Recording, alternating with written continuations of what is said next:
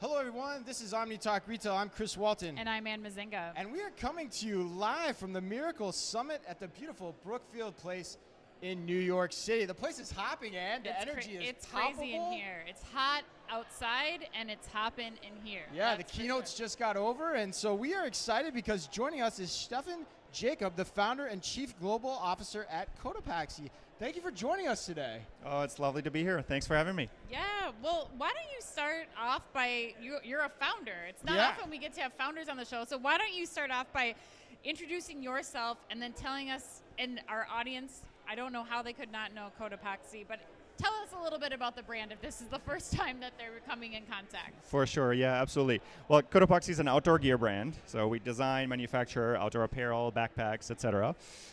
We have a deep humanitarian social mission at our core, which is really rooted in my co-founder and my experience. My wife is half Indonesian. I spent some time in Indonesia working for a nonprofit organization that was dedicated to the elimination of child labor on the Indonesian archipelago. And that was a wonderful experience, both in terms of the impact that we had on the ground, taking several hundred kids from fishing platforms, from human trafficking, factory-type situations back into their communities, into their schools, but also really eye-opening, right, in the sense that it held, having grown up in Germany, where I'm from, held a mirror in front of my face, making me realize how lucky I'd been by the sheer dumb luck of the draw of where I'd been born, that I didn't have to worry about food and shelter and education and professional opportunities, and a lot of these kids and their families were in a much harder place, right? And so that left a mark that really drove us, my co-founder and I, who had similar experiences in South America, to build a brand around the notion of leveling the playing field, doing good, which is what you see on a lot of our products. So we sell product, we then donate to the Cotopaxi Foundation. This last year we gave over $1 million, impacting over 170,000 people, and at the same time try to minimize the negative externalities of making our goods from an environmental and sustainability perspective. Wow. So Stephan, we're at the Mirakl Summit, and Mirakl is a marketplace platform, and marketplaces have been a key piece of your growth strategy. Talk to us about how that came about.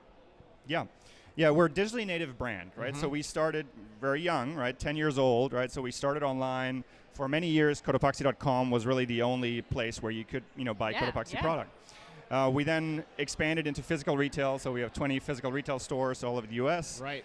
Then opened up to wholesale, so we have in key accounts like an REI, a Dix, Shields, etc., as well as over 600 specialty retail accounts. And so we've always had an omni-channel, unified commerce mindset, right? We don't want to be prescriptive of how our customers discover us, right? We're channel agnostic.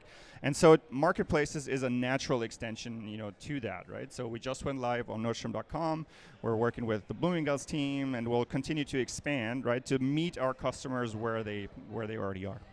That's a massive presence, going from starting as a D2C brand and now being in all these places. What are kind of some of the core criteria for you when you're exploring getting on a marketplace? How do you kind of evaluate that, especially as a mission and value-driven brand? For sure. Yeah, for us, marketplace as a channel needs to be brand accretive, right? It's a full price channel for us. We're not on a marketplace to discount, right, or to move product that's not sellable elsewhere. It's full price, truly brand accretive, right? So that's the first filter. Okay. Are we the partner that we're engaging with?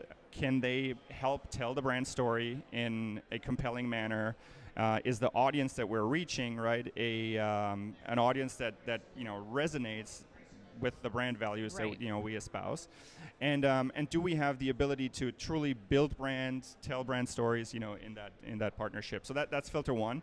And then obviously there's operational efficiencies that need to be met, right? We need this channel to be on par from a gross margin, contribution margin perspective with the rest of the business, right?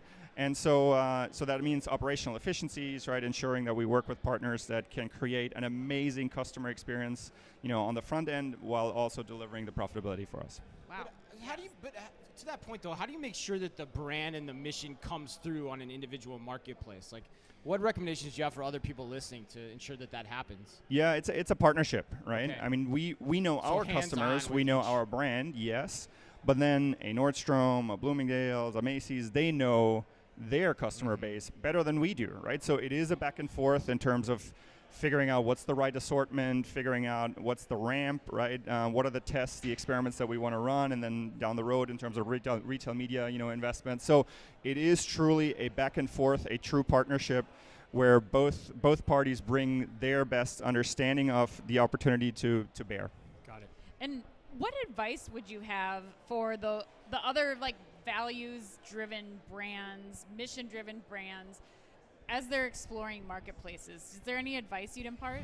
Yeah, I mean, we think of it as sort of like 3 core tenets of filter. The first is authenticity, right? Okay.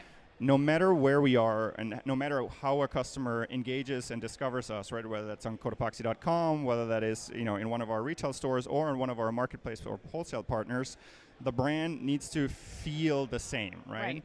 Same creative, same imagery, messaging, right, imagery, etc. Right? So that for sure authenticity matters. I think the second one is a certain level of respect for the partner, right? If you look at some of these amazing partners that are in the Mirakl ecosystem, they have tremendous customer loyalty, right?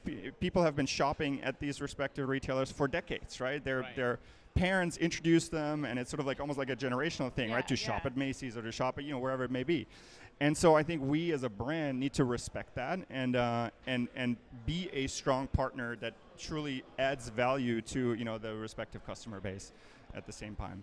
And then the last one I think is that you need to have the internal buy-in and alignment, right? Especially if you're a more established brand, right, that has a history of wholesale, a history of D2C, to throw another market or another channel such as marketplaces into the mix can be tricky unless everybody inside is fully aligned that that's the right decision. And knows those mission and values are going to, and all that consistency is going to be there regardless of what. That's right. Got it. Makes sense. All right, so we're going to close out all of our interviews today with a similar question. The theme of this conference is accelerate.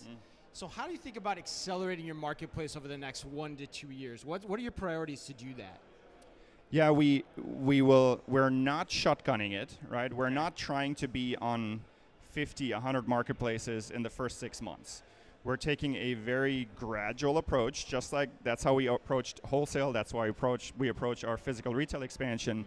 Selective, right, with deep partnership with the respective markets that we engage with, grow gradually, and then over time, right, especially with a lot of the technology that is coming, AI, agentic checkout, et cetera, I think there is a path to faster acceleration, but I think it's a partnership first, relationship first approach, and then expanding from there.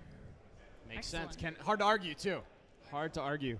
Well, thank you so much, Stephan Jacob, the founder of Cotopaxi, for joining us today. We have so many more interviews coming at you live from the Mirakl Conference here in New York. And until next time, be careful out there.